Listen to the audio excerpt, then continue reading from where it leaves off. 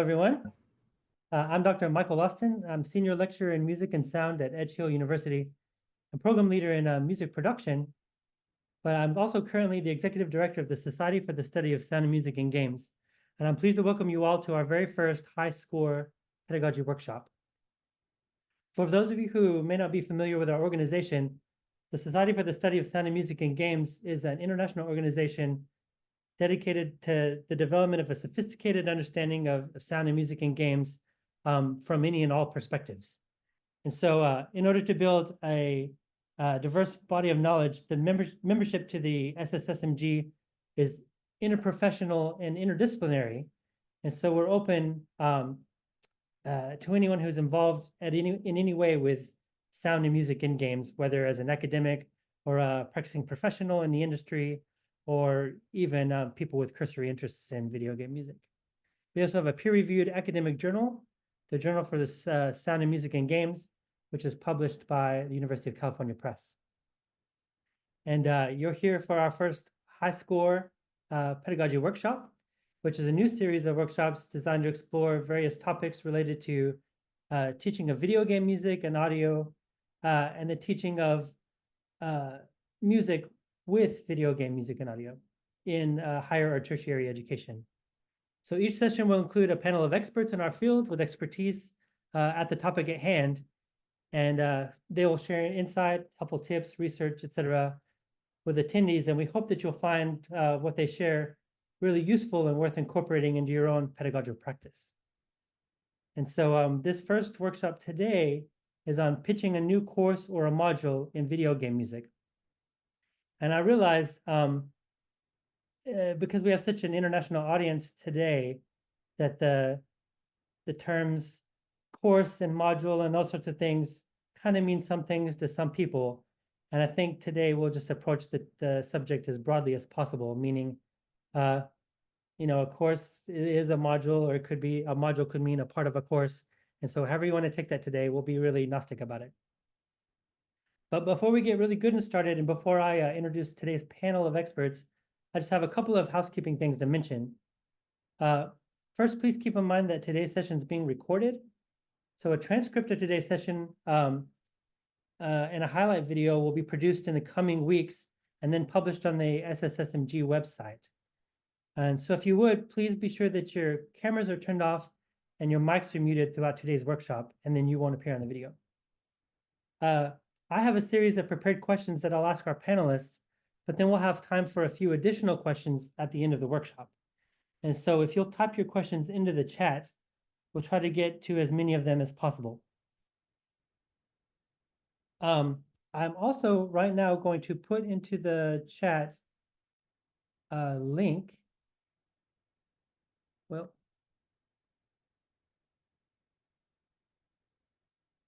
whatever reason, it's only letting me send it to waiting room participants. That's not great. And so in a few minutes, I will put a link in the chat for some feedback about the workshop. And there'll also be a list of potential topics for future workshops that we could possibly cover in the near future, and a place for you to add some topics that may not be listed there. And so we'd really love to hear from you about which topics you would find most useful for us to cover in these future workshops. And I'm happy to announce that we've already got our next workshop scheduled for the 19th of November, which will be on teaching music theory and analysis in video game music. And we've got another one in the works for mid-February on teaching video game music to non-majors and non-specialists. And so without further ado, I'm very excited to introduce today's panelists. And so in alphabetical order, we have William Gibbons, who is Dean of the School of Humanities, Arts, and Social Sciences. And I've been worried about butchering people's names, but I'm going to butcher the name of your institution, and I'm really sorry about this. Rensselaer? How do you say the name of your university, Will? No, that's exactly right. Rensselaer Polytechnic Institute. Perfect. All right, thank you. In Troy, New York. A scholar of both musical multimedia and history of musical canons, he is the author of the books Unlimited Replays, Video Games and Classical Music, and Building the Operatic Museum. He is also the co-editor of several edited volumes on video game music, including Music in Video Games, Music in the Role-Playing Game, the Oxford Handbook of Video Game Music and Sound, and the forthcoming book, Global Histories of Video Game Music Technology. Prior to joining RPI, Will served as the Dean of the Crane School of Music at SUNY Potsdam. Andra Ivănescu is Senior Lecturer in Game Studies and Ludomusicology at Brunel University, London, where she is also lead of the Game Design undergraduate program. Her primary area of research lies at the intersection of nostalgia, musicology, and video games. She is a member of the Ludomusicology Study Group, co-editor of the Intellect series, Studies in Game Music and Sound, and on the board of the British DIGRA. And then, last but not least, we have Peter Smucker, who's Associate Professor of Music Theory and Assistant Dean of Student Affairs at the Stetson University School of Music. His research interests include video game music and sound, post-tonal music in the United States, American composer Elliott Carter, pedagogy and music theory and ludomusicology, transformational theory, and intersections of society, music, and multimedia. His current research includes examining semiotic values of game audio, representations of Appalachian folk music and the supernatural in games, issues of identity and authenticity of American music in video games, and a book project on currencies, values, and economies of sound in video games. And so thank you all for being here. If we could hear everyone, I'd ask that we welcome you with a round of applause. But I guess we'll just go ahead and, if I could, go ahead and ask my first question. Would you please describe your current role as an administrator or a leader, and what types of things do you do on a day-to-day basis? I know a lot of us work in institutions, but especially those of us who are pretty new to the working in academia, we might not really know what administrator's job entails from day to day. So Will, can we start with you? Yeah, sure. Thanks so much for inviting me. It's such a pleasure to be here, and I'm really looking forward to learning a lot from my colleagues here as well. Yeah, so I am a dean now of 6 departments. So this is especially interesting to me, and they're sort of all over the place because it's humanities, arts, social sciences. So I'm everything from art and music to cognitive science and economics on the other side. So I'm at a Polytechnic institute, so it's very science and tech STEM focused. So a lot of people who work on electronic music, music and media, which is exciting. And then we also have a new department coming up this year of games and experiential media. So there's a lot of kind of interesting overlap going on there as well. So I'm a little bit removed now. I've gone up through the ranks of kind of professor, associate dean, dean of a school of music, and now sort of dean of multiple departments. So I feel a little bit more removed from the kind of day-to-day aspects of what goes into courses, but there's a lot of thinking at sort of the 30,000-foot view that that goes on, a strategic planning about what are new directions we want programs to go in, that kind of thing. So that's what I do. All right, great. Andra? Yeah, hello everyone. So I'm the program lead for our undergraduate games design program. So a lot of what I do day to day is administrative, a lot of stuff to do with program level quality assurance, module reviews, program reviews, curriculum development, minor and major module changes, program level issues of student progression, and attrition and things like that, and liaising with different support teams across the university, including tech, timetabling, well-being, and so on, as well as some more student-facing stuff, including organizing student-level events and addressing student-level feedback at program level. All right, great. And Pete? Yeah, hi everyone. Again, excuse me, I just want to reiterate, I'm excited to be here and learn, and really just excited to see the interest in this. I think it's really great. So in some ways, I'm similar to some of the, my administrative duties are similar to some of the things that Andra does. So I'm Assistant Dean for Student Affairs, which means I work closely with our student body and our School of Music primarily to help them in a variety of ways, though primarily with their kind of academic pathways, and I help them understand policies, I guide them through curricular questions, and I connect them with other offices across the university as needed. But I also do quite a fair amount of advising, both to students and faculty.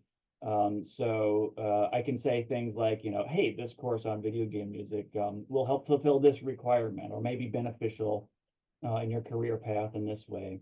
So I do a lot of student-centered work. Great.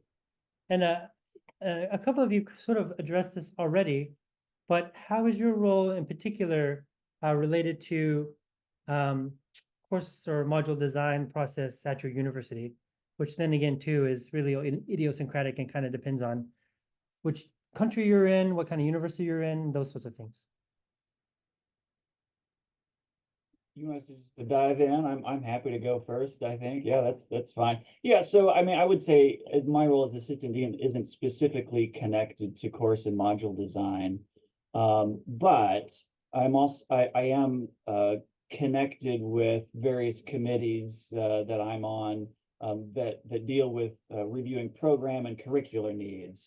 And we actually, there are two assistant deans. The other assistant dean is for faculty affairs. And so we work closely together where we decide, hey, we need a curricular design, or this major within our School of Music could be tweaked in certain ways. And so through that process, ideas of like, well, what are courses, how are courses serving our students in different ways? So so I'm not directly connected in terms of like someone pitches a course, it goes through me necessarily, but since I've been through the process and I know the process fairly well at this point, that I'm situated to help faculty members, say new faculty members that say, hey, I want to pitch a course, I don't know how to do it. I can at least guide them in the proper ways to do it. And so that's kind of my role, at least right now, in terms of how I'm connected with course design. Well, let me ask too, if there's a process with either student feedback or their course evaluation, those sorts of things. If there was a high demand for students for a video game music course, would that be something that you as a associate dean of student affairs, could then in a roundabout way approach? Yeah, that's a great way, because I talk to a lot of students informally. I have a pretty open door policy, so my door is open a lot and students come in a lot and talk about things.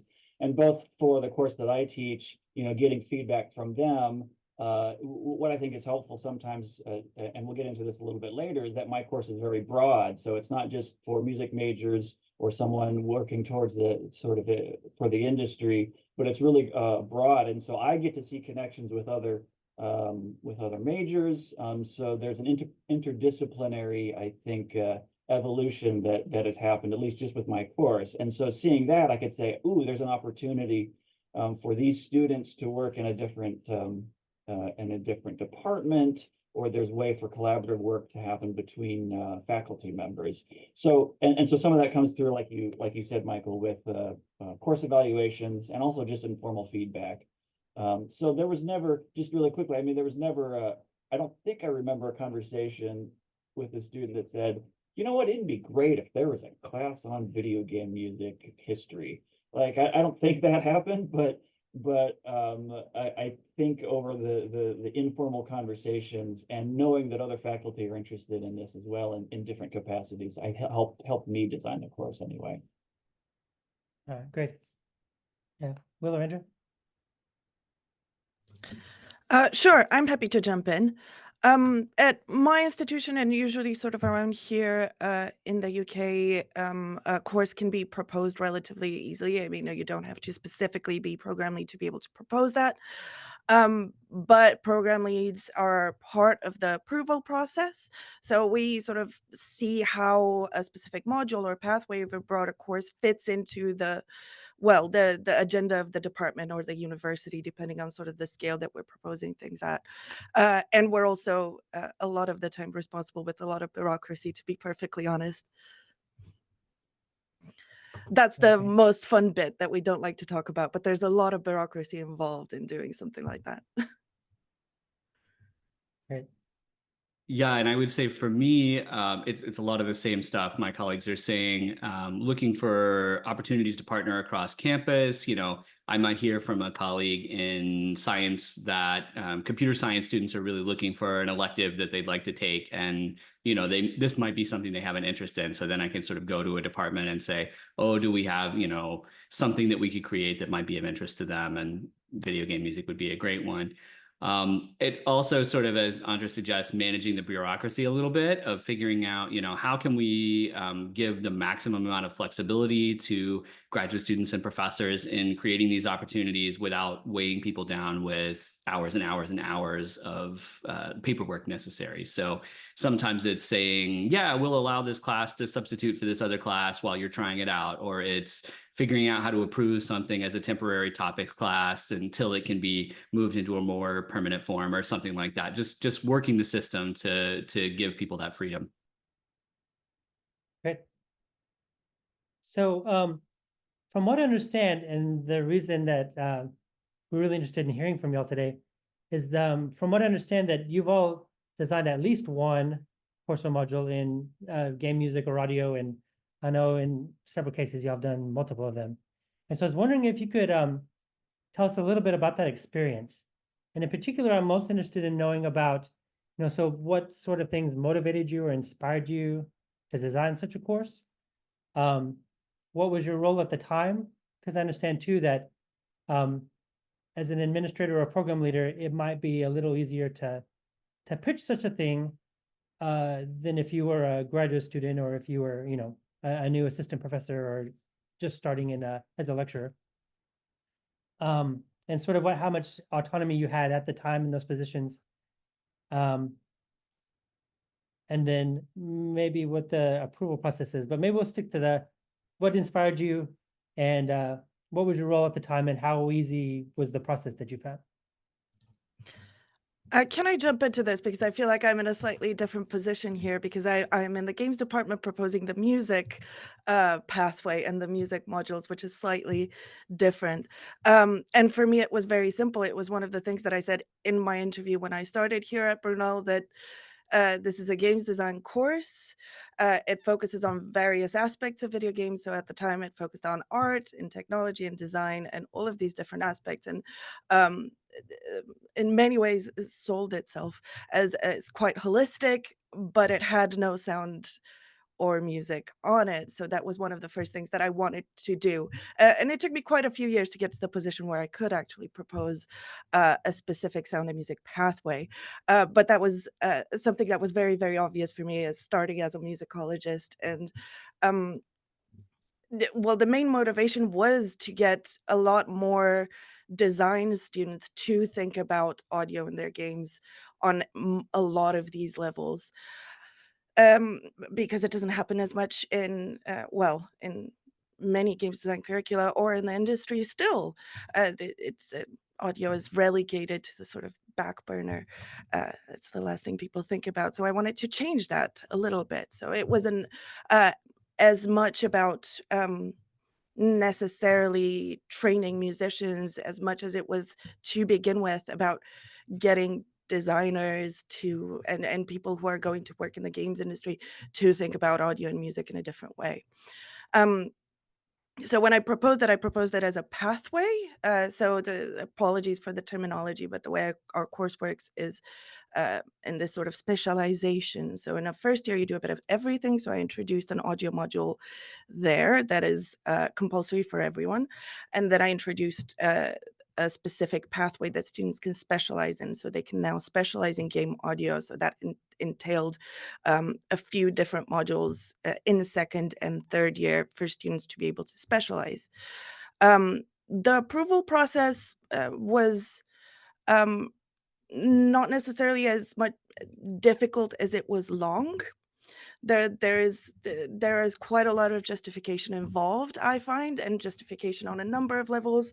The strategic plans of the university, the strategic plans of the department, justifying it in terms of the wider academic landscape. A lot of what I did was, a little bit of my own market research to see how the well, essentially what other providers offer and how we could stand out in that sense, justify how that would possibly help with student recruitment in future, and then of course think about the actual content of the course as a slightly later part of the process.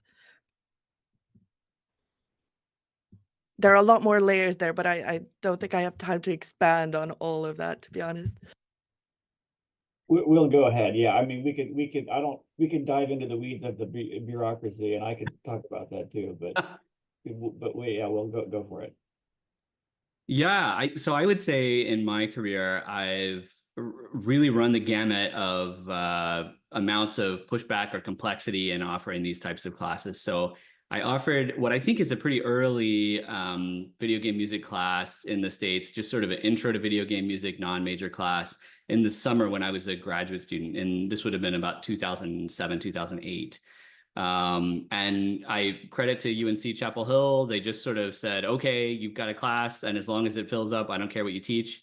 And so it was a lot of freedom. Nobody checked on anything. I mean, they made sure there was a syllabus, but that's about it. And so it got to be pretty experimental, freewheeling. I learned a lot. There wasn't a lot published at the time, so it was a lot of kind of experimental activities in the class. And, I sort of remember then stepping into an environment at my next school where it's a pretty traditional school of music, NASM school. And I thought, okay, going to be no problem here.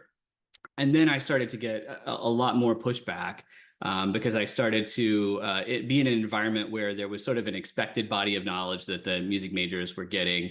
And any sort of deviation from that provoked a lot of conversation. I'm sure you all have run into similar things like that. And I remember lots of conversations where it would be like, why are people learning about this when they don't even know how many Bruckner symphonies there are or whatever. And so then it really became a lot of rationalizing and getting support from administrators and really trying to think about how to bring this in. So that's when the sort of political game kicked in. And then now, and actually I would say where I was before at Crane, very supportive place for sort of upper division classes, big NASM school again, but the curriculum's constructed in such a way that there's a lot of freedom, I think, for instructors to create those upper level classes, as long as there's still the sort of traditional body of knowledge being disseminated as well. Now I'm sort of reveling a little bit in my new position, not an NASM school, relatively small music program. And there's Kate Galloway is here on the musicology faculty and has been doing a lot of groundwork here. Rob Hamilton is the department head of arts, actually, and he's a video game composer. So I came into an environment where there's already, there is an audio track in the games major. There's a lot of people in the arts program who are doing games work as well. So it's a really rich environment for that. And again, I think the instructors here feel a lot of freedom to kind of do whatever and experiment a lot more. So I would say I'm all over the place. So yeah, there we go. I'm seeing some great chat here, by the way, really enjoying it. Yeah, this is good. Yeah, just to bounce off of that, and I think, I mean, Michael, however you want, we can bounce, more through these questions too, as Will and Andra say things, I'm like, ooh, yeah, that's good. I want to respond to it or whatever. But I would say, my experience now is what Will was talking about. We're a school of music. We're an accredited school of music. It's a very conservatory style thing. So it's like we don't have a whole department for game design like Andra does, right? So and so for me, it was trying to figure out how to carve a place for this, which a lot of faculty felt like this is good stuff. This is important and relevant things for how students think and how we're integrated, how we think about society right now in various ways. So that was all very important to try to find a way to do it. But maybe I'll first just start with, because you asked about kind of motivation and inspiration, and so I've kind of already said this, and you'll hear me say it again throughout the hour, but I get inspired and motivated to find ways to serve the needs of our students. So if I can create a course that I'm interested in for my research while also serving the needs for the students, whether that's academic or personal or otherwise, great. That's a motivating factor for me. in terms of initially getting, inspired, I would say this goes also back to my graduate studies at University of Chicago. So I was there, and I was able to take a course on ludomusicology with Roger Mosley when he was there. And so that was my first experience. I'm like, oh, I didn't even know you could do a class like this. And so that was probably like an inspirational seed that was planted during my doctoral studies. But it really wasn't until I didn't get my first ludomusicology paper really until I got here to Stetson in this position, back in 20, whatever that was, 16, I guess. And but it was several years later, and maybe this resonates with what Andra is saying. It took me a while to kind of not move up the ranks, but sort of get established well enough to say, you're like, oh, I can see kind of the broader scope, the landscape in this school.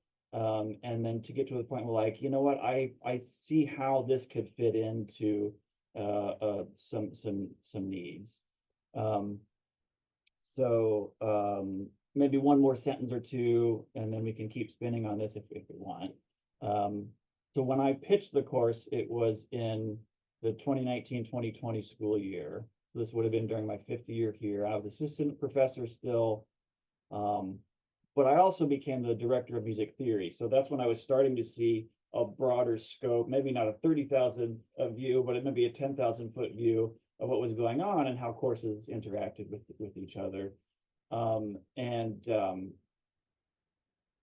And so that got the wheels spinning in terms of like how I could fit things together, I think.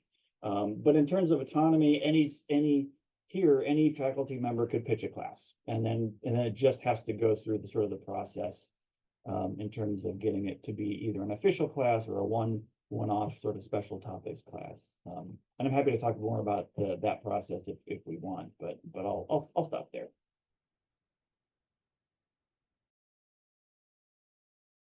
No, that's great, because I think my next question is a little bit about the process, because understanding that every institution is different in some ways, and that it's really idiosyncratic depending on where you are. But there kind of is a general process, I know, in the US for getting courses and things approved, and then in the UK. And so I was wondering if anyone was willing just to kind of give us a really brief,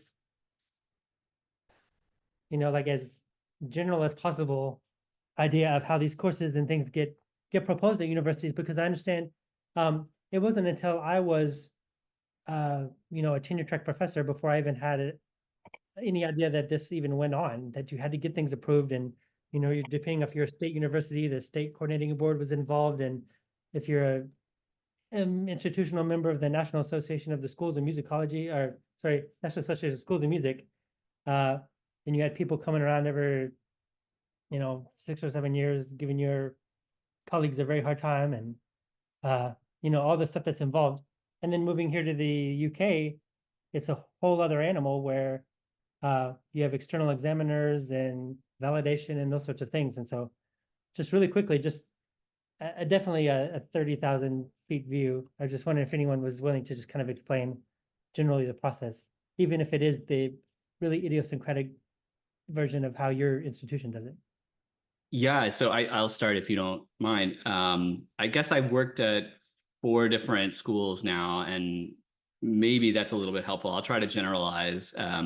So usually any sort of, if you're pitching a new course, it starts with put together a syllabus, put together a course proposal. That usually goes to something at the department level. There's a conversation there about how this would go, what are we looking at, tweak it there. Then there's usually something at like a school level review, a College of Fine Arts or a College of Arts and Sciences, something like that.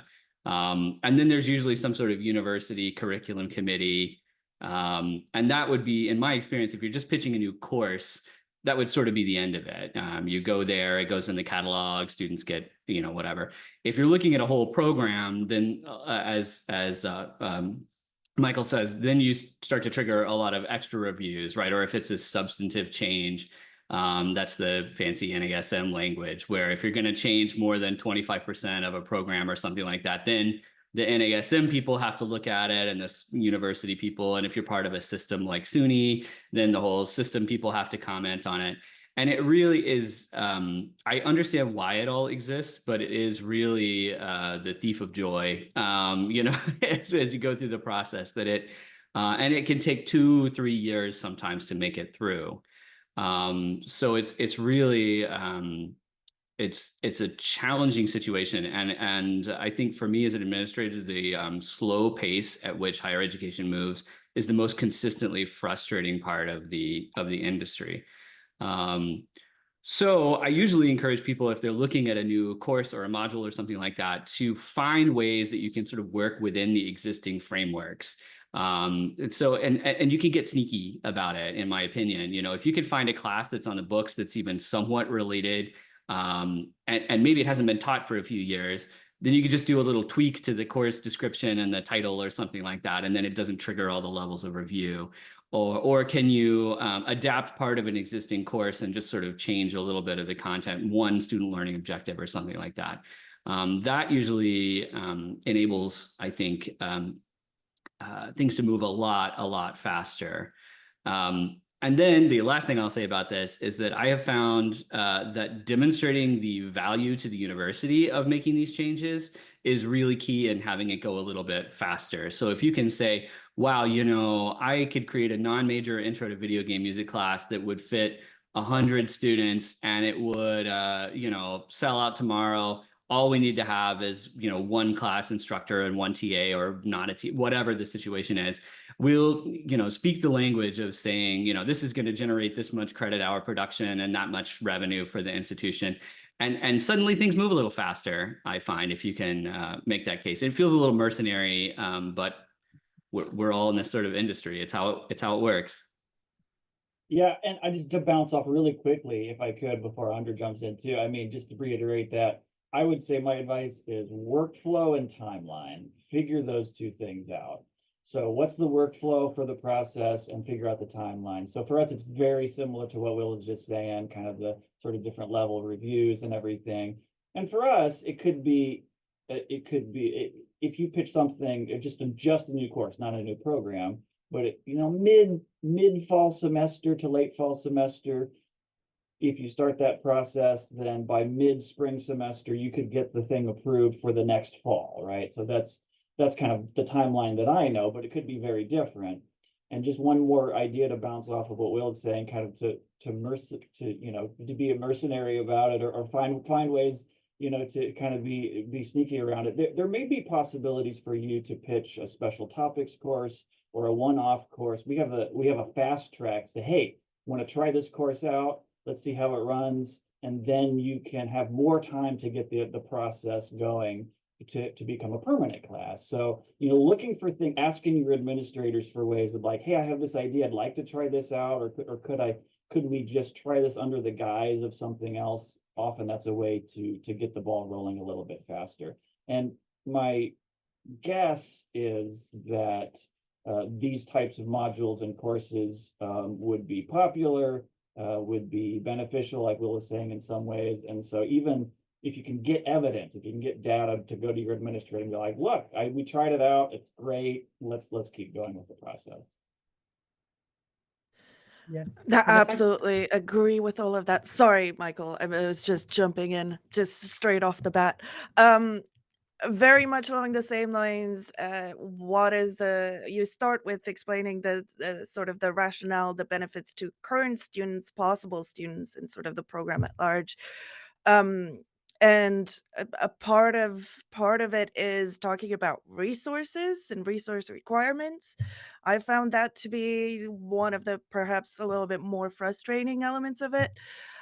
Essentially, do we have the current staff to teach this? Do we need more staff? Do we have the current resources in terms of things like software possibly needed? I wanted to have both composition and implementation as a part of what I did in terms of music, and had to talk about resources a lot and what we would need. And that took getting sort of things that would appear simple, like the necessary software, took a lot longer than I thought it would. So that is one of the things that I wish I'd considered more carefully at the start. But otherwise, the processes aren't that dissimilar. They do go through the sort of an initial conversation, an initial short proposal, and then department, college, university level, with approval from quality assurance, with some external commentary. We had to have an external come in and look at all of the paperwork and basically agree that it's appropriate, and so on and so forth. Oh, sorry. One little And point. I'll just say, Sorry, I wanted to add a little point related to what Will was saying, which is with working with existing programs and modules and courses, which is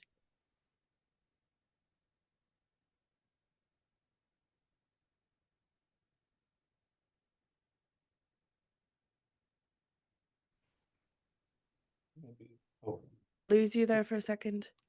yeah, we lost you Sorry. just for a second, but I think you're back. Am I back? Okay, sorry about that. All I was saying was that one of the things that I try to do when writing documentation is leave that space myself for people to be able to adapt the courses to what they might want to do in future. So that is a tip, I suppose.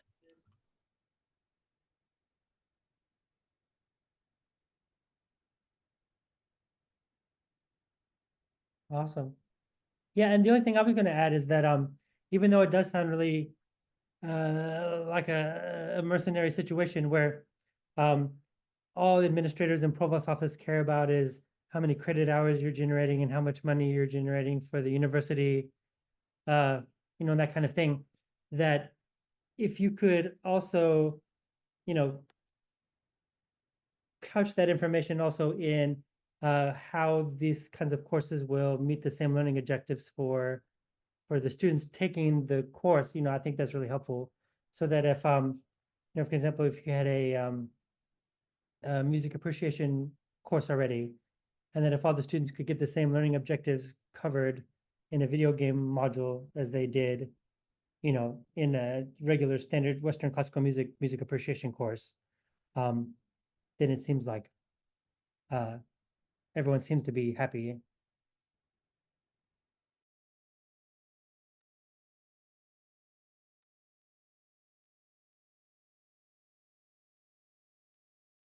That's, I think I'm having a little bit of technical issues. I think Maybe we a little heard bit all that, lag. Michael. I think you may have frozen just a second, but we Oh. heard what you were saying.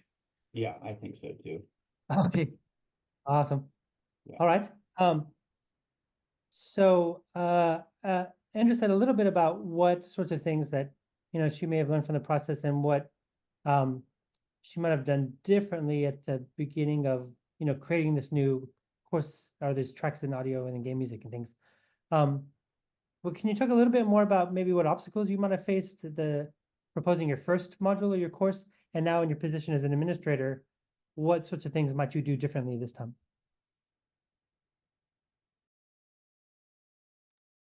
I guess I can start on that one. I think the first time, like I said, sort of went fine. But where I started to get into a situation that was more challenging was when I started playing around with modules in existing classes, which I know we were just advocating for. But I remember really tweaking I was teaching Music History 3, which is like 1900 to the present. And I, you know, over the summer, just one summer after my second or third time teaching it, really totally reworked it. And I was like, okay, we're taking this and this and this out, and we're putting a big unit on jazz in, and I'm taking this big whole thing out, and I'm putting a big unit on music and media in. And I really reworked the class in ways that I thought and still think are responding to student interest, you know, or creating a more equitable environment.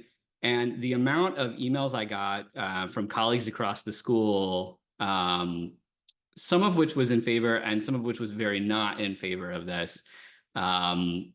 Really, I mean, it was like 100 emails I got over the course of the semester of just like, oh, you know, I just heard from my student that you're teaching aleatoric music with video games now and not with, you know, not with this piece. And like, this piece is so important to me. And like, you know, or minimalism with this, or I can't believe you took out Prokofiev to talk about jazz, and, or whatever.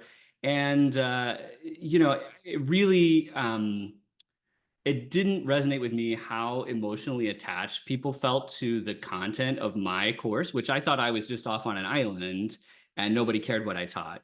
But then it turned out that people had this real personal attachment to it. So if I could go back, I think what I would do is start those conversations with those people way earlier and just say, hey, this is something I'd like to do. Can I have 5 minutes in a faculty meeting to talk about why I'd like to change up the content of this class? Or can I just get, can I pop into a brass department faculty meeting and talk? I'm just going to beat up on Bruckner and talk about why we can't study Bruckner, but we need to cover this other thing that's super important. It's super important for your students to understand a little bit about film music, because that's where a lot of jobs are for brass players now, or, and just sort of engaging people in those conversations, I think would have saved me a lot of backpedaling and then, heartache in that. So, I think what I didn't appreciate at the time is how interconnected, especially schools of music are, but even across departments, thinking about it. So that's I think all I can contribute there. Well, before I let you go, I just wondering with thinking about how that might go in some situations in which I found myself. I wonder if there's if you got any advice about managing the balance between getting feedback and advice from your colleagues and opening the door or the floodgates for what it might end up being. And everyone just thinks, well, you asked one time, so obviously now I'm in charge of what you teach in music history. And, you're like, welcome any and all feedback, always and ever. I think in an ideal situation, it's a two-way street. And I think, there's times where I have maybe gently suggested to people or tried to suggest that they might include repertoire by underrepresented composers in their kazoo studio repertoire or whatever it might be, or tried to get, students to say this is something they're interested in. And so I wouldn't say I've never tried to put my finger on the scales for another person's class either. But I think, the ideal scenario of a department or something is where people do have a little bit of buy-in. People in the theory department do know what is happening in the history department and they're talking to one another, or people in the games department do know what's happening in the arts department and they're sort of finding ways to communicate. So in general, I think that's a good thing. But Michael, you're so right that it's the danger there is that you get caught in analysis paralysis, or you just need everyone to 100% agree on what goes into the class, which is never gonna happen. So I usually say there's a period of time where I try to engage people, but I always understand that there's 25% of people who are just never ever going to get on the train, and I just can't care what they think.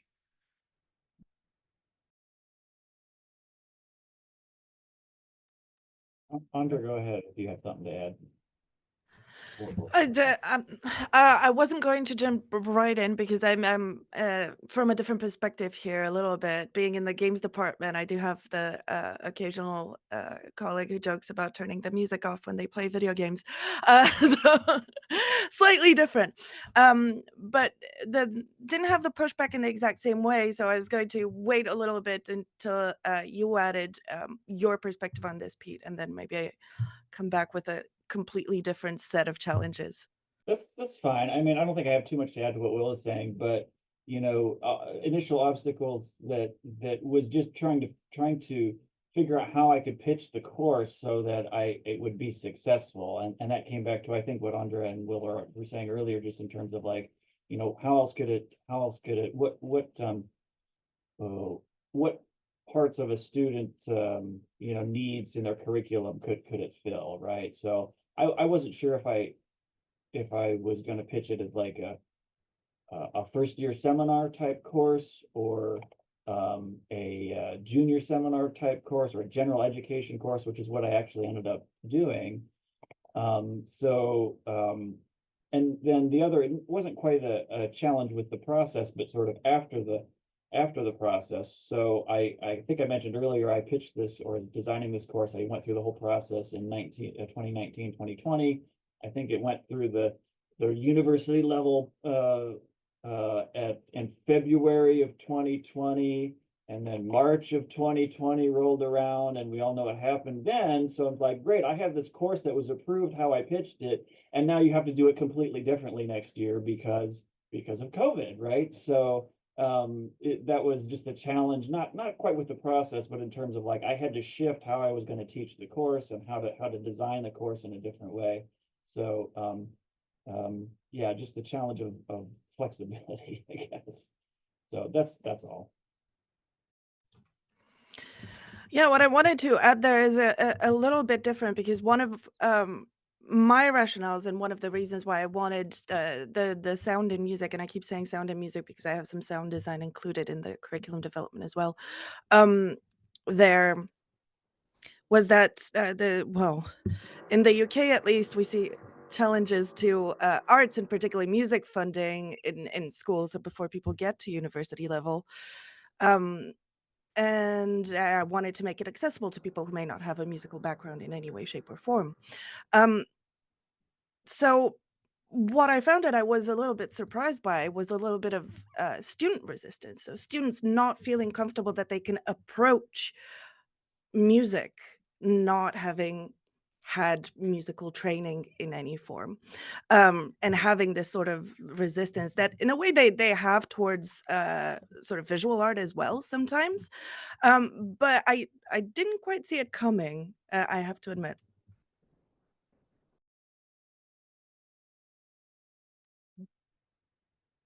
And one thing I'll add or ask about, I don't know if this is a comment or a question. But I in my position in a past life as a director of a school of music, pitched a new degree in music industry studies. And in the, under the purview of that new degree, we were able to do a lot of things that, on account of the fact that it was popular music and the music industry, everyone else sort of like washed their hands of it, and they had no, they really didn't care what went on in that degree as long as it was applicable to their students, and the students that, were in those courses were getting their needs met. And they, were sort of fine that we had a special music literacy class for the music industry students, because then they wouldn't be in the Western classical music theory class, not being able to sing in solfege and, analyze their German automatic six chords and all that business. And in that way, we were sort of able to not sneak in music, video game music courses, but there was a lot less hesitancy, and people were a lot less, fewer people bristled about it, because it seemed like it was like a really good fit. And even though it was just as tangentially related to the music industry as it was to Western classical music, in that it's not tangentially related at all, and it's very poignant and very important, for both fields. It just seemed like it was a lot more welcome there. And so, I mean, I understand that maybe for non-specialists, it might be a hard sell to get them to, to take an audio module or 2 or 3 or 9 in a games course. And for people who are at a conservatory, hoping to go to graduate school and then be the first oboist in an orchestra in a professional setting somewhere. But, again, if there's, enough student need and enough student interest, I wonder if, I think a recurring theme is that if you can find a way to fit it in or slot it into a space that already exists, seems to be the way to go.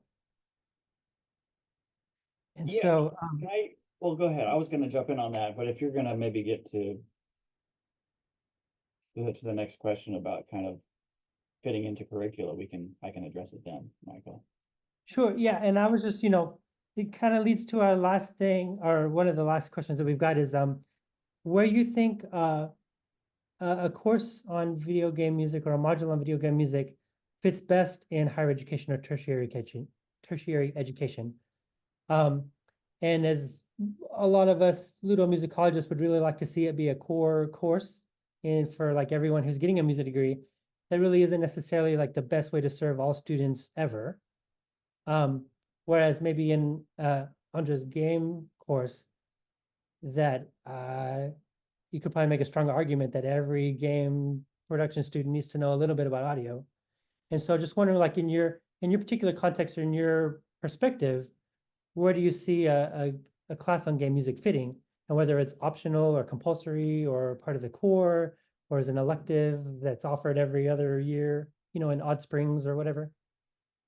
Yeah, I'll jump in first if that's okay, just because that's kind of where I was going anyway. I mean, again, I'll add to what I mentioned earlier, but if you can find a way to serve the curricular needs of the students, that's going to be more appealing to administrators.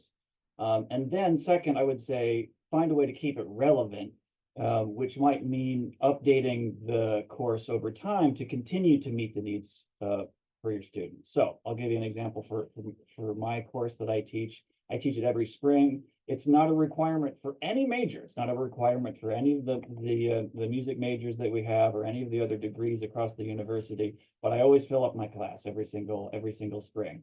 And so how I pitched it, I said, okay, well, and again, this is going to vary between institutions, but again, I'm kind of in this sort of American system accredited, School of Music. So I pitched it so that like, okay, this is going to fulfill a creative arts requirement. It's very much a humanities-based course. It's discussion. We do lots of reading, and we discuss things. And we talk about the art of video game music and sound, and so it fulfills that requirement. So that was a checkbox that I could mark when I was pitching the course. Additionally, I decided to make it a writing enhanced course, which for our university, that's a curriculum need. So university students need to have so many writing enhanced courses. I'm like, you know what? I'm going to make this a writing enhanced course. That also, as the instructor, ensured that I wouldn't have a bloated or over enrolled course, because that actually ensured that there would be a hard cap on my course. And then having taught this for a couple of years, being aware of new initiatives with the university, one of the recent ones is sort of like information literacy. So how do we understand the information how do we research? How do we value the research that we're finding?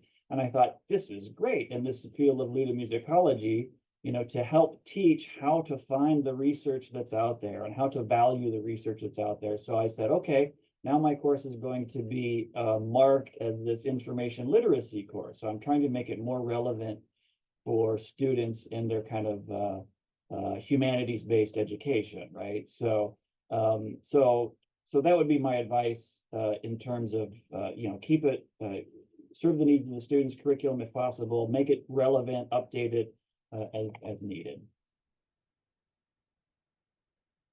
And again, just to say that it's not required at all for any of our majors.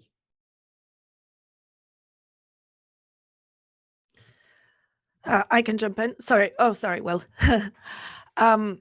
Yeah, like Michael suggested, yeah, it's an easier argument for me that design and development students need to understand the basics of audio and music in the games that they make, produce, design, and so on and so forth. So the way mine is structured is that it's a level 1 intro to game audio module. And then on top of that, they are electives. So they can build on that, but I think there is a minimum requirement for students going into the industry to understand, video game music, really. Yeah, and for me, I think I would say, just generally speaking, I think music curricula could be less prescriptive in U.S. Institutions, and so I've always advocated for an approach that is more skills based than content based, which is to say, we know we want to develop writing skills or research skills or whatever it is, and I'm sort of agnostic about what repertoire is used to develop those skills. So I can easily envision a curriculum that doesn't have a video game music class in it, and that's okay. And I can imagine a curriculum that does, and that's okay too. It's more about the sort of skills development. So I don't think, for me, there's any like secret sauce about video game music that is the thing that has to be taught. But I don't think there is a particular repertoire that has to be taught in order to convey those skills. And so I like a choose your own adventure model to the extent that's possible for students, where they can sort of shape their own degrees. And so wherever possible, I've tried to cut back on the number of classes that are required and create more larger buckets for students to choose sort of electives. Yeah, and for what it's worth, it's probably worth mentioning that the NASM kind of takes a similar approach, and as long as you've got the same proportion of history to analysis and theory to music lessons, that sort of thing, they seem to be cool with it. So if anyone's got any questions, please go ahead and continue to put them in the chat. A good question that's pretty applicable to what we're talking about now has come up, and we'll circle back to some of the other ones too. But Eden asks, would it be possible to discuss some of the practical issues of what things should be included in a video game music course? What kinds of topic, assessments, assignments have worked on your syllabi, which satisfy admin and remain interesting for students at the same time? And I think that also gets into kind of the discussions we were having too about where such a course would slot in to a curriculum, because of course, depending on student background and how much music theory they've had, for example, you can't have a whole class about Neo-Romanian theory and tonets in video game music for introductory freshman video game course. But then on the flip side, there's a lot of things you can talk about with new first-year students that with the information and the knowledge they come to college with. So do you have any practical advice about sort of the practicalities of what you do teach? And I think even the question that Kira asked, I think earlier, Kyra, about the maybe even just some of the startup costs and just what it takes to get a course to track up and off the ground.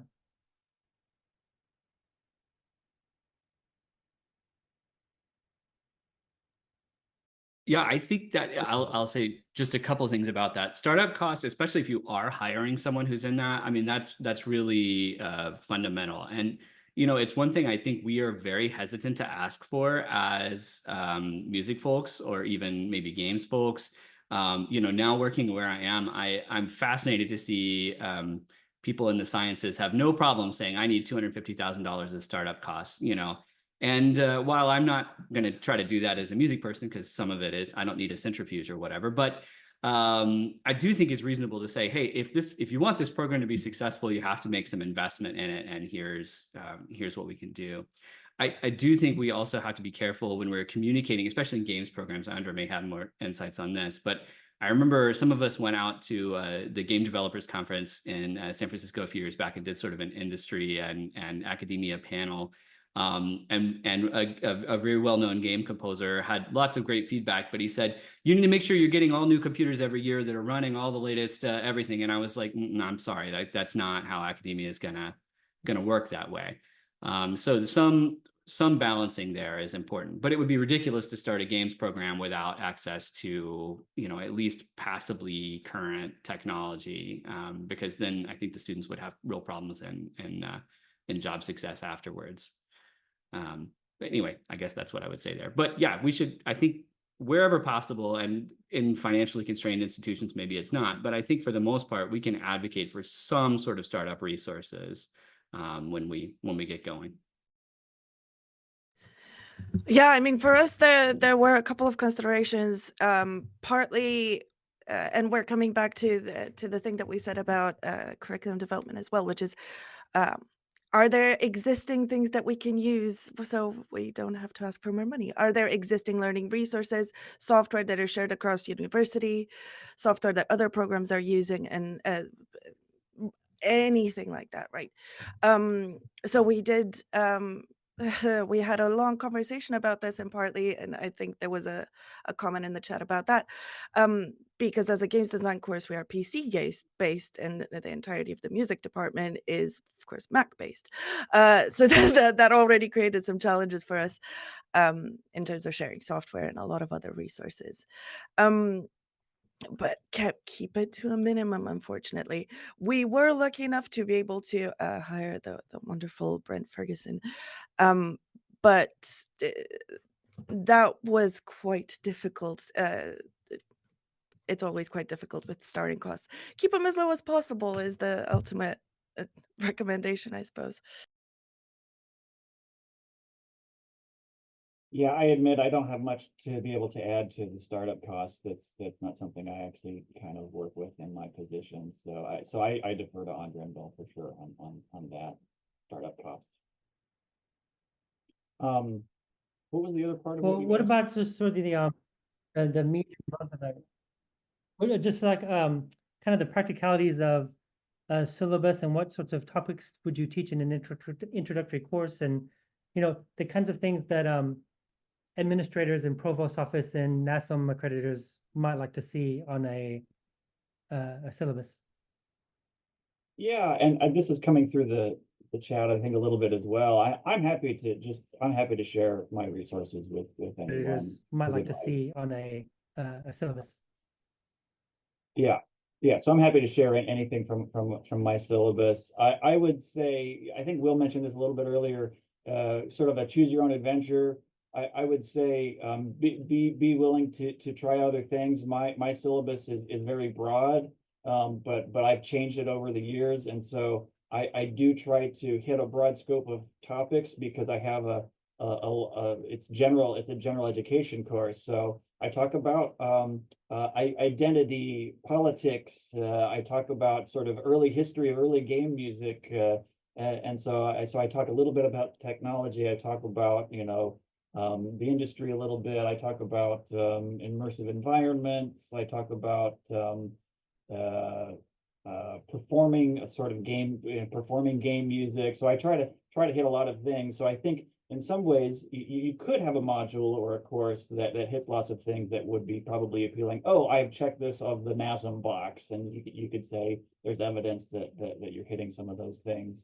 I will say one thing for my course, and if you are able to either have guests or have some interdisciplinary action with other places across your university, it's great. I have one of the highlights of my class is when I don't teach. No, that's not quite true, but it's when I have guests come in, and some of the people that I know are here or in the chat. I have students read something, and then the guests come in and talk about it, and we kind of have a nice conversation. And the students love that. So and that again helps administrators saying, oh gosh, you are making relevancy for your students across a discipline, even not just within the university, but across other universities. So all of that kind of stuff looks good, I think, and your administrators are going to like to do that.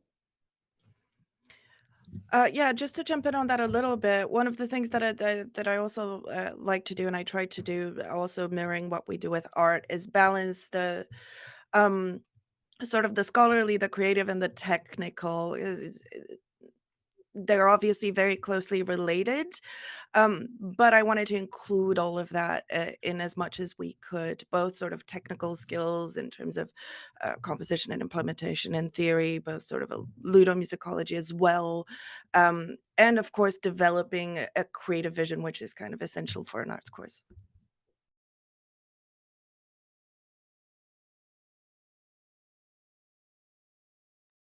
And I just wrote this in there, but I just wanted to say so many people are asking about specific course content, and that's such a rich topic to get into.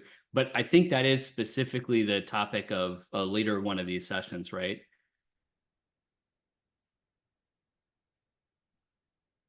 Yeah, and because there's so much to talk about, we're sort of dividing it by subfield in music. So we'll have a theory and analysis one, a music history one, and some other things, courses for non-majors, to kind of get down to the nitty-gritty and the, specific content, depending on what field your course might fall in.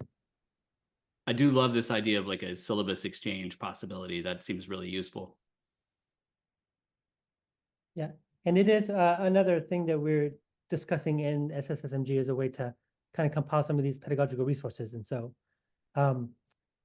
keep an eye out for that. But in the meantime, if people want to share things via email, I'm happy to act as a conduit, or if you want to share your contact information in a private chat and have that sent through.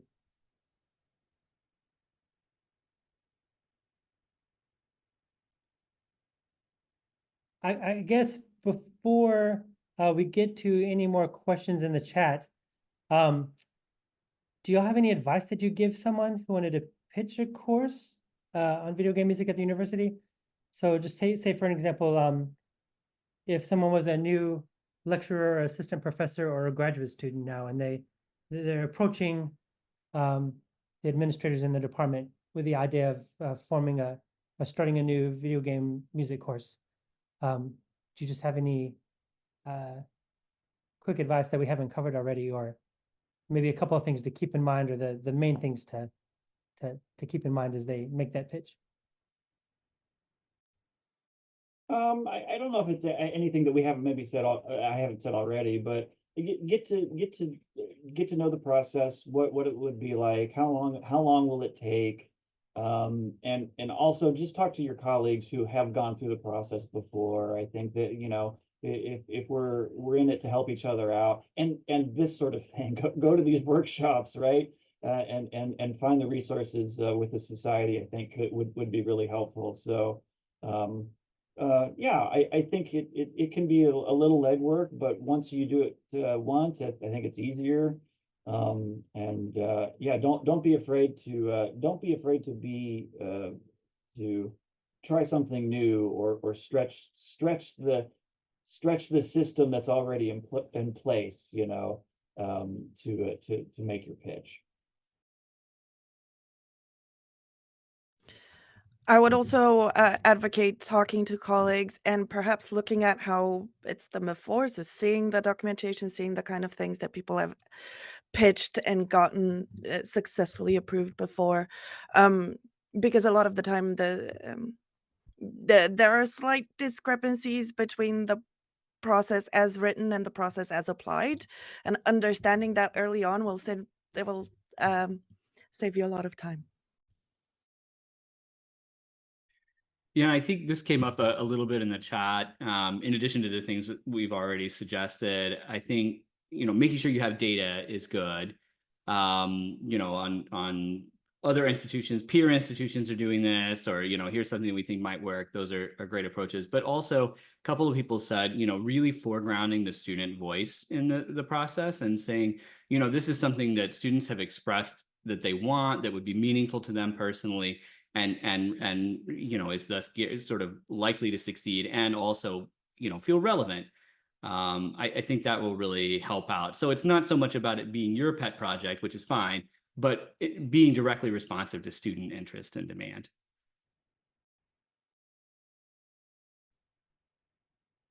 And a lot too, in all my interaction with administrators over the years, there's nothing they love more than a strategic plan. And I guess if I had any advice to give, that you know, I think Pete even alluded to it, that if you can fit or explain how your new video game music course fits into the university's strategic plan or the department's strategic plan, those sorts of things, I think that'll go a long way too. So I think, Michael, one about quick to wrap tip, up. just on that just came to me. Go look at your university or school's mission statement. That's a great thing, just to find their mission statement, and you're like, ooh, that's a word that they use in their mission statement, and if you can find a way to put that into your proposal, it's a great way to kind of sneak it in there. I think that would be good. Just a thought. Great. So I think everyone's been doing a really good job of answering questions directed to them just in the chat, which I really appreciate. But I'm looking to make sure there aren't questions that we missed. I know we said that we, over the course of several, you know, of these workshops, we'll address some of the particular content and readings and that sort of thing. But does anybody have any pressing questions that we can answer in the last few minutes we've got? Yeah, I'm so behind on the chat. There's so many good things going on. Kira, I'm sorry. Did you have a question? Yeah, can I speak? Is that okay? That's fine. Yeah. Okay, yeah, thank you all. This has been amazing. We have, and so Will Gibbons, I'm across the river from you at UAlbany.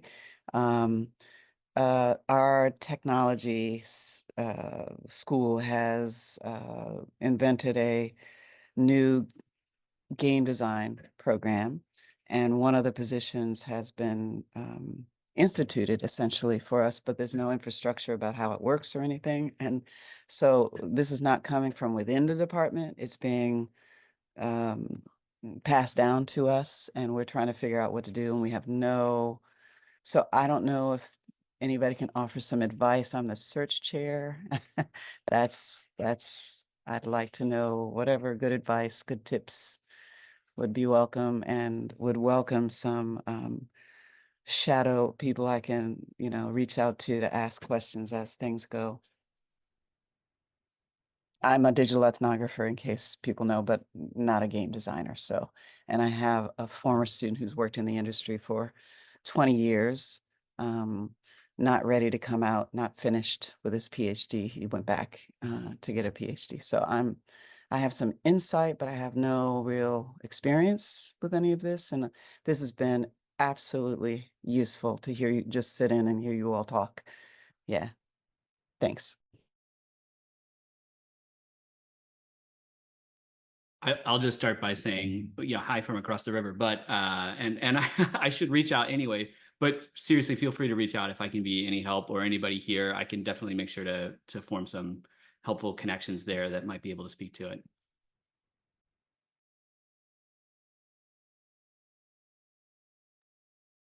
Yeah, this is hard, Kara. It's curious. So I don't know. I don't know if I'm in a position to help with this, since I haven't. You're mostly concerned about kind of how cobble this kind of committee together to fight for this position, right?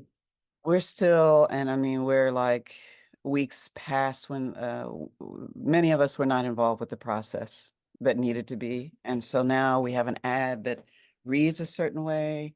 Maybe the bottom line question would be, and I think it's answered by who the panelists are here, does it have to be a composer in the traditional sense? Is that essential? We have a music department that has, I'd say mostly, my colleague may have left, but mostly singers. I always do what we call the Munch for Majors every fall, and I have 30 or 40 students, many of them saying they want to do beat making, others want to learn about technology, not one of them even know. I think, like Dr. Andra said, most of our students are in my classes reluctant, talent is overrated, reluctant to really think about music unless they had 30 years of training. So I'm concerned about the pool, who we should be looking for. The people who've been making a lot of the framing of this before the PhDs got involved have been old school thought process about music departments. And I just want to I rewrote the description for someone who might be doing kind of what several of your descriptions of yourselves are doing. It's a sound and design, a music tech position in sound and design, sound and game design is what but they're trying to say composer. And I'm like, I don't think we have to do composition, as they could be a popular musician who taught themselves, who does gaming.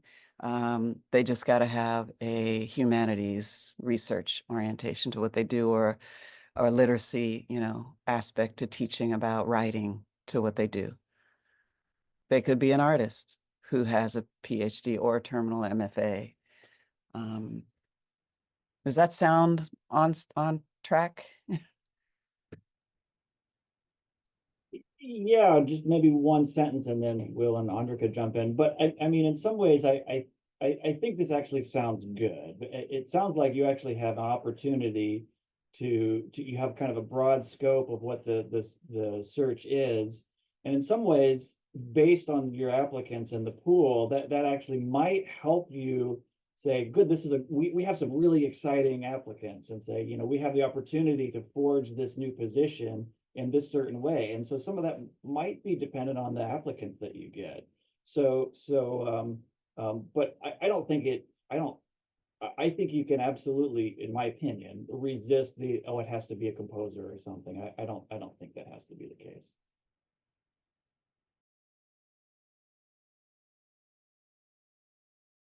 Any other tips before you all move on? No, I would just say, I mean, this field is so new and so inherently interdisciplinary that my gut is you're exactly right, that it would be unfortunately limiting to a pool to really specify that someone from a particular compositional background, or even someone who identifies primarily as a composer. I think that will limit. I think there's some really amazing people doing work in game audio and sound design, who are coming at it from the perspective you're looking at, who might not specifically think of themselves as composers primarily. So anyway, I just want to reinforce everything you're saying. So would it be a good strategy to keep the description for the thing shorter and open as opposed to being, oh, it's got to have this and that? My former student said middleware needs to be mentioned, or some of those other in the ad, but not require, like, I don't know who's coming out of a PhD, what they have, but that they're going to need to know something about it. Is that accurate? Yeah, I think you can make advertisements broad in terms of, like, we're looking for, someone who is especially interested in interdisciplinary work and in this certain field in certain ways.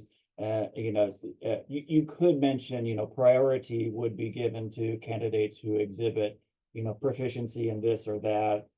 Sometimes that's a way to narrow the field, but keep it broad enough, which it sounds like you want to do.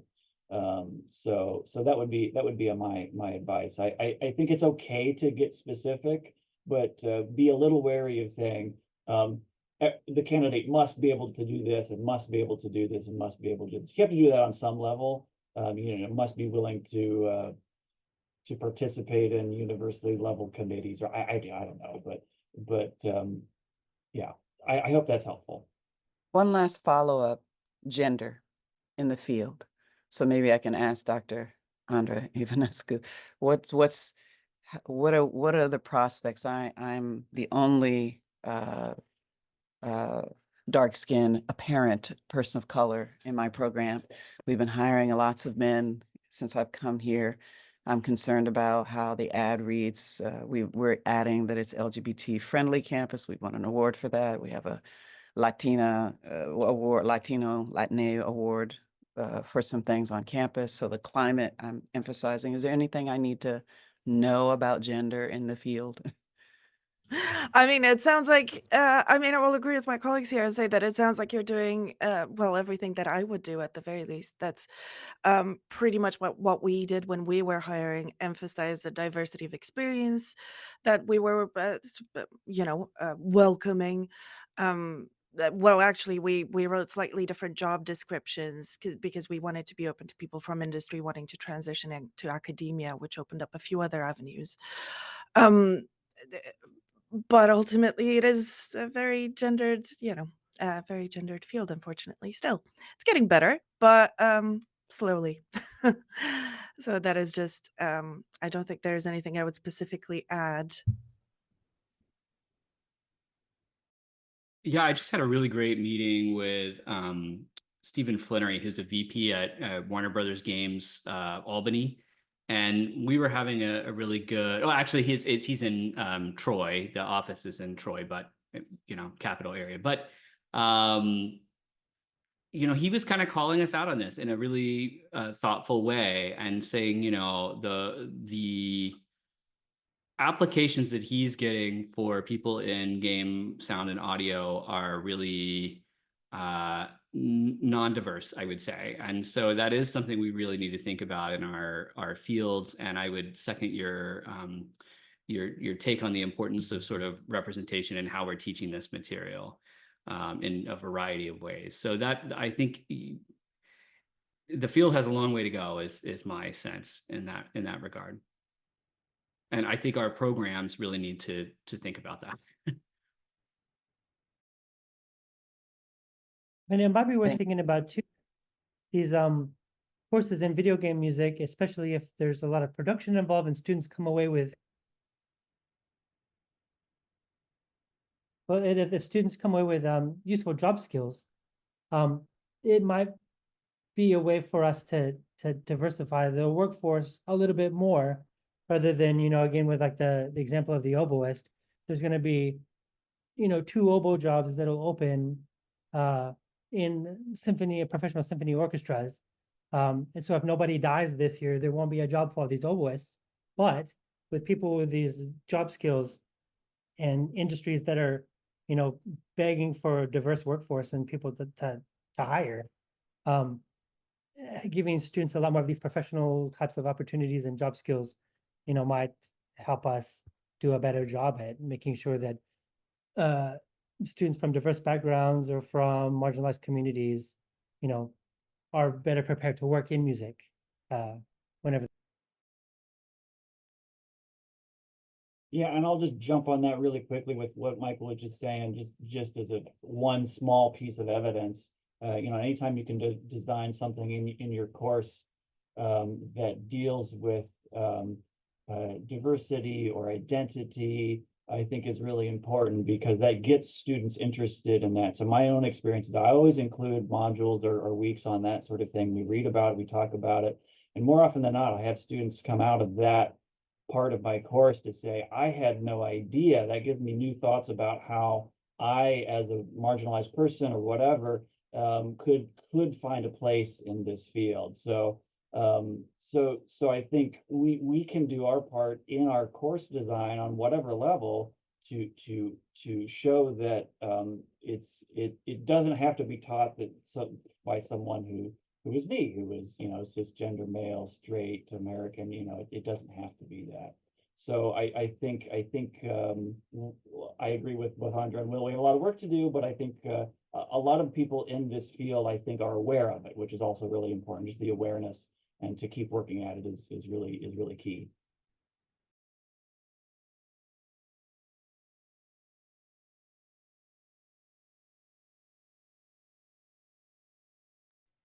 I think Michael, maybe unless you're there's on. one more burning question. Yeah,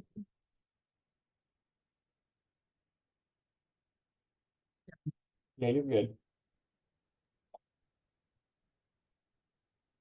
Okay, sorry. Yeah, I keep getting a lot of the audio a couple minutes later. So I think it's about time for us to wrap up. But if you would please, let's thank our panelists. Thank you all for attending and for your good questions. We will be posting the transcript and an edited version of this video online.